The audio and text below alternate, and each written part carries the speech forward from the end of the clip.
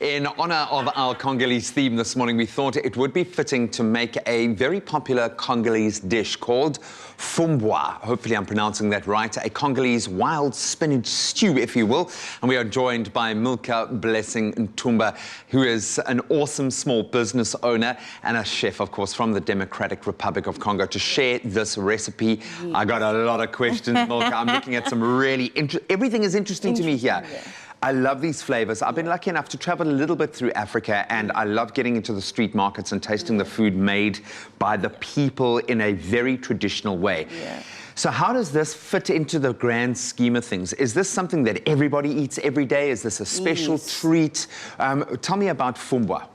Fumbwa is basically almost like a wild spinach stew, and it's mostly eaten in the Congo. It's like one of our delicacies.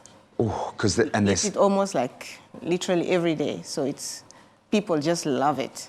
I can understand why. I love the fact, and I've seen this through a lot of like Central African cooking in East Africa as well. Peanut butter, we love it. We love the flavor profile. And I think that's something that connects South Africa and the rest of Africa.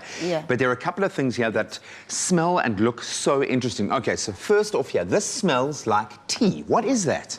That is a leaf made from almost similar to spinach leaf. Okay. Yeah, and it's called Fumbwa. It's when you, like in Congo, when you get it, we usually get it fresh, and it's nice and green. Green, but because it's like coming all the way here, it takes time and all that stuff. It has to be preserved, cool. Yeah, it has to be preserved. So basically, that's it. Okay, I'm going to ask you as you cook, because we've got a lot to do, and I don't want us to not get to the finished product. So you can start cooking, and then I'll keep firing away the questions as we go. So basically, what we do with the Fumbwa, what we start with is we rinse this thoroughly, like 3 or 4 times, to make sure that there's nothing unwanted in the Fumbwa. Yeah, and then we place it into the... Carl, did you hear that? We rinse the Fumbwa 3 times. Zoe would be very happy, man. Zoe, you rinse your Fumbwa. So we do that. We place it into the pot.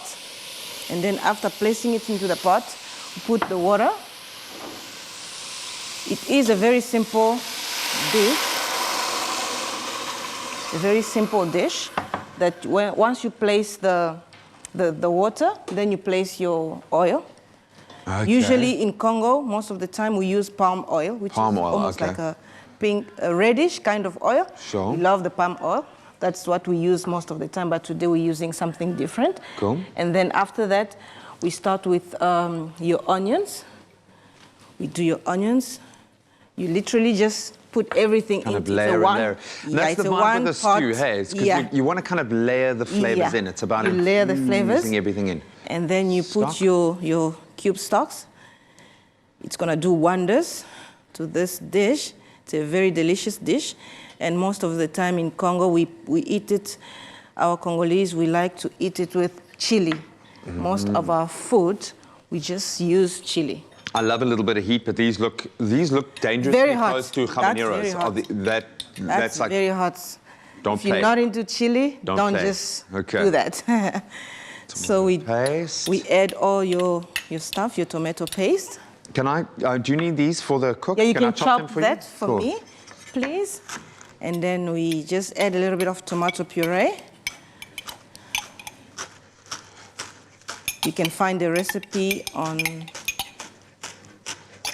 Yeah, we'll have this definitely up on our website, expressoshow.com. To get everybody to try it out at home. Yeah. And then a pinch of salt. There we go. And that's salt to activate the flavors. That's for you. That's your chives. And I love this. It's wholesome, but you're not skimping on the flavor. There's layers and layers and layers of flavor going in. And then the secret ingredient, which is the peanut butter. That is a secret ingredient for this dish. It is the peanut butter. Without the peanut butter, there is no Fumbwa. It ain't the same. Yeah, it ain't the same. So this is, but if you are allergic to peanut butter, don't try this at all. You just... And I can't remember having come across somebody in the Congo who's allergic to peanuts, because everything we eat in Congo has peanuts. So before I go in and taste our finished product there, I've got to ask, what is this? It looks like kind of pap rolled into a thing. What is it? It's a cassava bread. Cassava bread. Yeah, it's called the kwanga, shikwang, as we call it in... Shikwang. Yes, in Congo. We add the fish. This is a smoked dry fish, but you Okay. can use any other kind of fish, depends on your preference. And then that's basically that. I like that smoked dry fish. Okay, so I'm going to drift my way along to the end. And I'm going to have myself a little taste. I'm going to have some of this and some of because I'm dying to taste You this can bread. serve it with fish. Most of the time we eat it with fish on the side, like your salted fish and so on. So that's basically that. And the chili. Oh, I see what you mean about the peanut butter. Oh, that is lovely.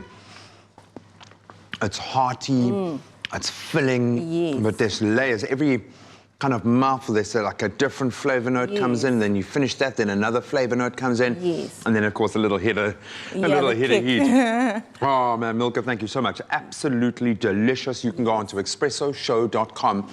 If you want to find this full recipe, I suggest you go and explore the culture in the best way that you can, and that's through the food. Delicious. I'm having another bite. Oh, that's lovely, eh?